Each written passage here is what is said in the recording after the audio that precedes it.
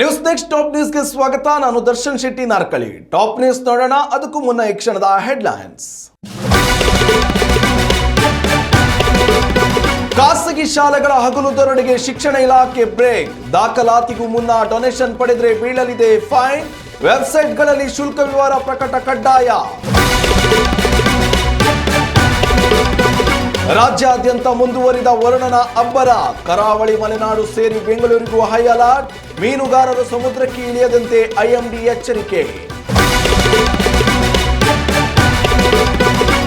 ಲಸಿಕಾ ಕ್ಷೇತ್ರದಲ್ಲಿ ಜಾಗತಿಕ ಕ್ರಾಂತಿ. ವಿಶ್ವದ ಮೊದಲ mRNA ಲಸಿಕೆಗೆ ಅಮೆರಿಕ FDA ಗ್ರೀನ್ ಸಿಗ್ನಲ್. ಶೀತ ಜ್ವರಕ್ಕೆ ಇನ್ಮುಂದೆ ಹೇಳಿ ಬಾಯ್ ಬಾಯ್. ವೃದ್ಧಾಶ್ರಮದಲ್ಲಿ ವೃದ್ಧ ತಂದೆ ಸಾವು. 5,000 ಕೊಟ್ಟು ಕೈ ತೊಳೆದುಕೊಂಡ ಮಕ್ಕಳು. ವಿಡಿಯೋ ಕಾಲ್ನಲ್ಲೇ ಅಂತ್ಯಕ್ರಿಯೆ ವೀಕ್ಷಣೆ.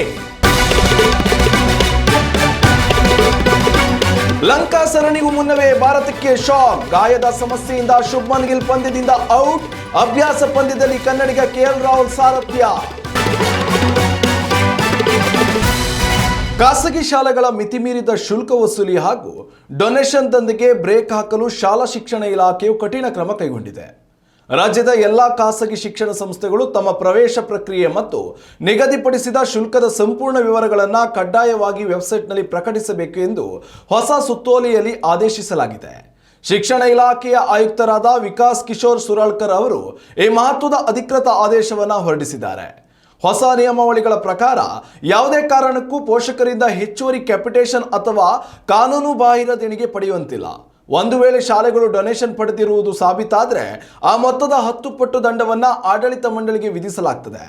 ಅಲ್ಲದೆ ಪ್ರವೇಶಾತಿ ನೀಡುವ ಮುನ್ನ ಸಣ್ಣ ಮಕ್ಕಳಿಗೆ ಯಾವುದೇ ರೀತಿಯ ಬುದ್ಧಿವಂತಿಕೆ ಪರೀಕ್ಷೆ ಅಥವಾ ಪೋಷಕರಿಗೆ ಸಂದರ್ಶನ ನಡೆಸಿ ವಿದ್ಯಾರ್ಹತೆ ಪರಿಶೀಲಿಸುವುದನ್ನು ಸಂಪೂರ್ಣವಾಗಿ ನಿಷೇಧಿಸಲಾಗಿದೆ. ಪ್ರವೇಶಕ್ಕಾಗಿ ಇಂತಹ ಸ್ಕ್ರೀನಿಂಗ್ ಟೆಸ್ಟ್ ನಡೆಸುವುದು ಕಂಡುಬಂದರೆ ಮೊದಲ ಬಾರಿಗೆ 25,000 ರೂಪಾಯಿ ದಂಡ ವಿಧಿಸಲಾಗ್ತದೆ. ತಪ್ಪು ಮರುಕಳಿಸಿದರೆ ಪ್ರತಿ ಬಾರಿಗೆ 50,000 ರೂಪಾಯಿಗಳಂತೆ ಭಾರಿ ದಂಡ ವಸೂಲಿ ಮಾಡಲು ಕ್ಷೇತ್ರ ಶಿಕ್ಷಣಾಧಿಕಾರಿಗಳಿಗೆ ಸೂಚನೆ ನೀಡಲಾಗಿದೆ. ಈ ನಿಯಮವು ಪೋಷಕರಿಗೆ ಆಗುತ್ತಿದ್ದ ಆರ್ಥಿಕ ಮತ್ತು ಮಾನಸಿಕ ಕಿರುಕುಳವನ್ನು ತಪ್ಪಿಸಲು ಸಹಕಾರಿಯಾಗಲಿದೆ. ಪಾರದರ್ಶಕತೆ ಕಾಪಾಡಿಕೊಳ್ಳದ ಶಾಲೆಗಳ ವಿರುದ್ಧ ಕಟ್ಟುನಿಟ್ಟಿನ ನಿಗಾ ವಹಿಸಲು ಜಿಲ್ಲಾ ಉಪನಿರ್ದೇಶಕರಿಗೆ ಜವಾಬ್ದಾರಿ ನೀಡಲಾಗಿದೆ. ಸರ್ಕಾರದ ಈ ನೂತನ ಮಾರ್ಗಸೂಚಿಗಳು ತಕ್ಷಣದಿಂದಲೇ ಜಾರಿಗೆ ಬರಲಿದ್ದು ಪೋಷಕರು ವಂಚನೆಗೆ ಒಳಗಾಗದಂತೆ ಎಚ್ಚರಿಕೆ ವಹಿಸಲು ಇಲಾಖೆ ಕೋರಿದೆ. ಯಾವುದೇ ನಿಯಮ ಉಲ್ಲಂಘನೆಯ ಆಧಾರಗಳು ಸಿಕ್ಕಲ್ಲಿ ಸಾರ್ವಜನಿಕರು ತಕ್ಷಣವೇ ಸಂಬಂಧಪಟ್ಟ ಅಧಿಕಾರಿಗಳಿಗೆ ದೂರು ನೀಡಬಹುದಾಗಿದೆ. ಈ ಮೂಲಕ ಶಿಕ್ಷಣ ವ್ಯವಸ್ಥೆಯಲ್ಲಿ ಸುಧಾರಣೆ ತರಲು ಸರ್ಕಾರ ಮುಂದಾಗಿದೆ. ರಾಜ್ಯದಲ್ಲಿ ಮುಂಗಾರು ಮಾರುತಗಳು ಮತ್ತೊಮ್ಮೆ ತೀವ್ರಗೊಂಡಿದ್ದು ವರುಣನ ಆರ್ಭಟ ಜೋರಾಗಿದೆ. ಭಾರತೀಯ ಹವಾಮಾನ ಇಲಾಖೆಯು ಕರಾವಳಿ ಮತ್ತು ಮಲೆನಾಡು ಭಾಗ ಸೇರಿದಂತೆ ರಾಜಧಾನಿ ಬೆಂಗಳೂರಿಗೂ ಕೂಡ ಭಾರಿ ಮಳೆಯ ಹೈ ಅಲರ್ಟ್ ಘೋಷಿಸಿದೆ. ಬಂಗಾಳ ಕೊಲ್ಲಿಯಲ್ಲಿ ಉಂಟಾಗಿರುವ ವಾಯುಭಾರ ಕುಸಿತದ ಪ್ರಭಾವದಿಂದಾಗಿ ಕರ್ನಾಟಕದಾದ್ಯಂತ ವ್ಯಾಪಕ ಮಳೆಯಾಗುವ ಮುನ್ಸೂಚನೆ ಸಿಕ್ಕಿದೆ.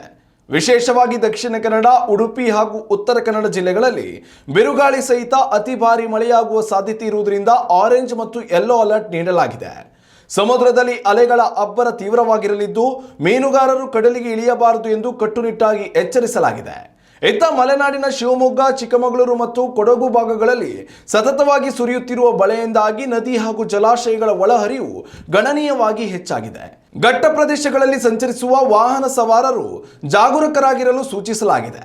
ಮತ್ತೊಂದೆಡೆ ಉತ್ತರ ಮತ್ತು ದಕ್ಷಿಣ ಒಳನಾಡಿನ ಮೈಸೂರು, ಮಂಡ್ಯ, ಬೆಳಗಾವಿ ಹಾಗೂ ಧಾರವಾಡ ಜಿಲ್ಲೆಗಳ ಹಲವೆಡೆ ಗುಡುಗು ಸಹಿತ ಸಾಧಾರಣ ಮಳೆಯಾಗಲಿದ್ದು ಕೃಷಿ ಚಟುವಟಿಕೆಗಳಿಗೆ ಇದು ವರದಾನವಾಗಿದೆ.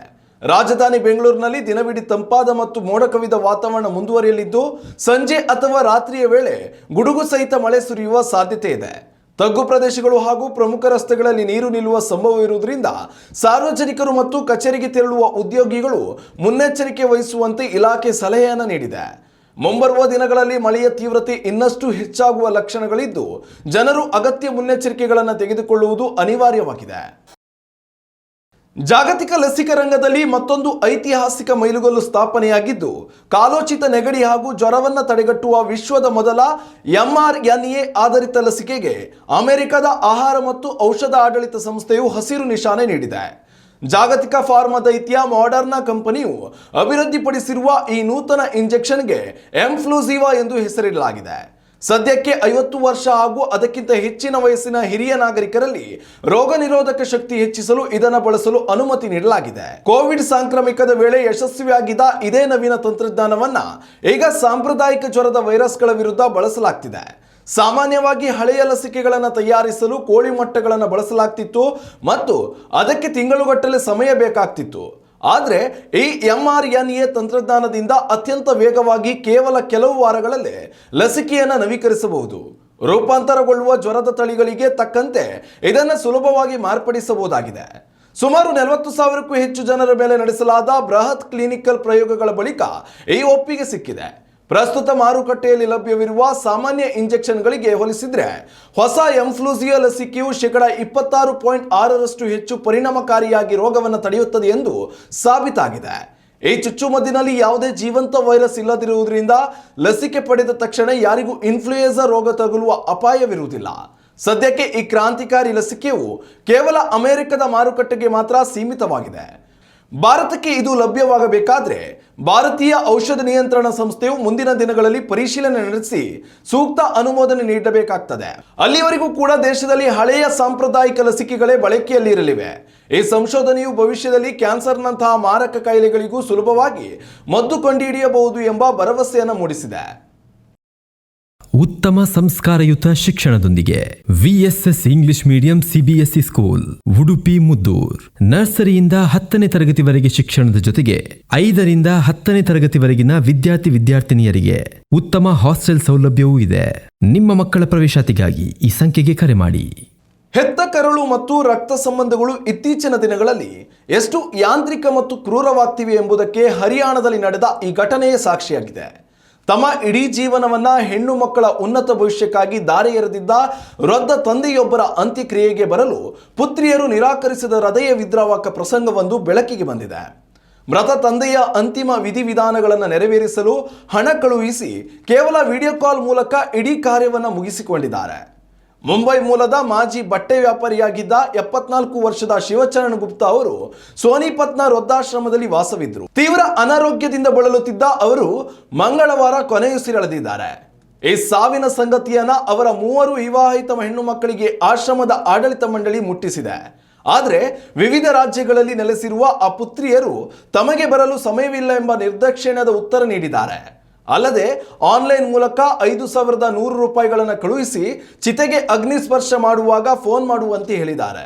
ಅತ್ಯಂತ ಬೇಸರದ ಸಂಗತಿ ಅಂದರೆ ತಂತ್ರಜ್ಞಾನದ ಮೂಲಕ ಚಿತೆ ಉರಿಯುವುದನ್ನು ನೋಡುತ್ತಿದ್ದಾಗಲೇ ಒಬ್ಬ ಪುತ್ರಿ ಇದು ಮುಗಿಯಲು ಇನ್ನು ಎಷ್ಟು ಹೊತ್ತು ಬೇಕು, ನಾವು ಊಟ ಮಾಡಿ ಸ್ನಾನ ಮಾಡಬೇಕು ಎಂದು ಕೇಳಿದ್ದಾರೆ. ಮಕ್ಕಳ ಈ ನಡವಳಿಕೆ ಅಲ್ಲಿನ ಸಿಬ್ಬಂದಿಯ ಕಣ್ಣಲ್ಲಿ ನೀರು ತರಿಸಿದೆ. ಓದಿಸಿ ಶಿಕ್ಷಕರನ್ನಾಗಿ ಮಾಡಿದ ಕೈಗಳೇ ಎಂದು ತಂದೆಯ ಮುಖ ನೋಡಲು ಬಾರದಿರುವುದು ಇಂದಿನ ಸಮಾಜದ ನೈತಿಕ ಕುಸಿತಕ್ಕೆ ಕನ್ನಡಿಯಾಗಿದೆ. ಕೊನೆಗೆ ಆಶ್ರಮದ ಸಿಬ್ಬಂದಿ ಮತ್ತು ಸ್ಥಳೀಯರೇ ಸೇರಿ ತಂದೆಯ ಅಂತಿಮ ಸಂಸ್ಕಾರ ನೆರವೇರಿಸಿದ್ದಾರೆ. ಶಿವಚರಣ್ ಅವರು ತಮ್ಮ ಇಚ್ಛೆಯಂತೆ ಕಣ್ಣುಗಳನ್ನು ದಾನ ಮಾಡುವ ಮೂಲಕ ಸಾವಿನಲ್ಲೂ ಇಬ್ಬರ ಬಾಳಿಗೆ ಬೆಳಕಾಗಿದ್ದಾರೆ. ಚಿತಾಭಸ್ಮವನ್ನು ಪಡೆಯಲು ನಿರಾಕರಿಸಿದ ಪುತ್ರಿಯರು ಅದನ್ನು ನೀವೇ ಗಂಗಾ ನದಿಯಲ್ಲಿ ವಿಸರ್ಜಿಸಿ ಎಂದು ಸಿಬ್ಬಂದಿಗೆ ಮನವಿ ಮಾಡಿದ್ದಾರೆ. ಈ ಘಟನೆಯ ವಿಡಿಯೋ ಜಾಲತಾಣಗಳಲ್ಲಿ ವೈರಲ್ ಆಗಿದ್ದು ತೀವ್ರ ಆಕ್ರೋಶ ವ್ಯಕ್ತವಾಗಿದೆ. तारीख तक कराना पड़ेगा हमें, या तो आप 20 तारीख से पहले आ जाओ। अच्छा 20 तारीख से पहले तो हाँ। देखते हैं, अभी मैं आपको बताती हूँ ना। हाँ जी, हाँ जी। अच्छे से हो गया ना सारा काम? हाँ बिल्कुल अच्छे से हो गया। ठीक है तो मैं ऐसे बोल रही थी ना, आप मुझे वीडियो भी भेज दो। ठीक है भेज दूँगा। ये आपके आने पे होगा सारा काम। हाँ बाकी तो आप आ लोगे जब होगा ना। ये संस्कार हुआ है। अभी तो संस्कार हुआ है।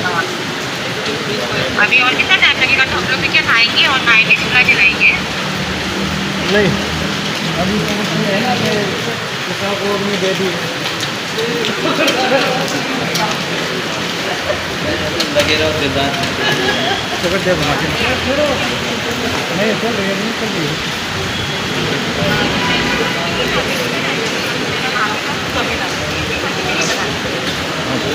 बस 10-15 मिनट में हो जाएंगे।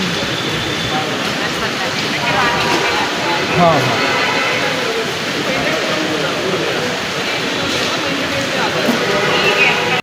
ಶ್ರೀಲಂಕಾ ವಿರುದ್ಧದ ಟೆಸ್ಟ್ ಸರಣಿಗೂ ಮುನ್ನವೇ ಭಾರತ ಕ್ರಿಕೆಟ್ ತಂಡಕ್ಕೆ ದೊಡ್ಡ ಆಘಾತ ಎದುರಾಗಿದ್ದು ನಿಯೋಜಿತ ನಾಯಕ ಶುಭ್ಮನ್ ಗಿಲ್ ಗಾಯದ ಸಮಸ್ಯೆಯಿಂದಾಗಿ ಅಭ್ಯಾಸ ಪಂದ್ಯದಿಂದ ಹೊರಬಿದ್ದಿದ್ದಾರೆ. ಇಂದಿನಿಂದ ಆರಂಭವಾಗಲಿರುವ 3 ದಿನಗಳ ಪ್ರಮುಖ ಅಭ್ಯಾಸ ಪಂದ್ಯದ ವೇಳೆ ಭಾರತ ತಂಡವನ್ನ ಕನ್ನಡಿಗ KL ರಾಹುಲ್ ಮುನ್ನಡೆಸುವ ಸಾಧ್ಯತೆ ದಟ್ಟವಾಗಿದೆ. ಮೈದಾನದಲ್ಲಿ ಫೀಲ್ಡಿಂಗ್ ತರಬೇತಿ ನಡೆಸುತ್ತಿದ್ದ ಸಂದರ್ಭದಲ್ಲಿ ಶುಭ್ಮನ್ ಗಿಲ್ ಅವರ ಹೆಬ್ಬೆರಳಿಗೆ ಬಲವಾದ ಪೆಟ್ಟು ಬಿದ್ದಿದೆ.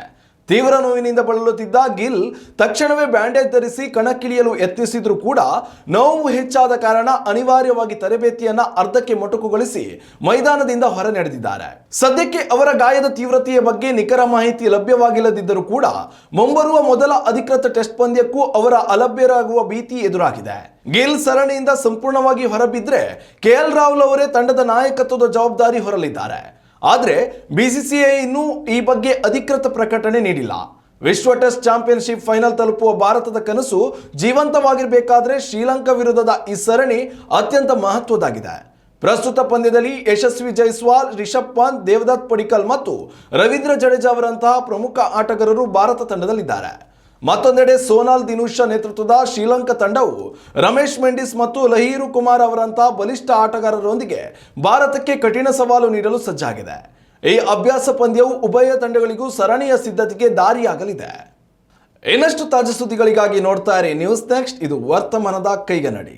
ಉತ್ತಮ ಸಂಸ್ಕಾರಯುತ ಶಿಕ್ಷಣದೊಂದಿಗೆ VSS English medium CBSE school Udupi Muddur. ನರ್ಸರಿಯಿಂದ 10ನೇ ತರಗತಿವರೆಗೆ ಶಿಕ್ಷಣದ ಜೊತೆಗೆ 5ರಿಂದ 10ನೇ ತರಗತಿವರೆಗಿನ ವಿದ್ಯಾರ್ಥಿನಿಯರಿಗೆ ಉತ್ತಮ ಹಾಸ್ಟೆಲ್ ಸೌಲಭ್ಯವೂ ಇದೆ. ನಿಮ್ಮ ಮಕ್ಕಳ ಪ್ರವೇಶಾತಿಗಾಗಿ ಈ ಸಂಖ್ಯೆಗೆ ಕರೆ ಮಾಡಿ.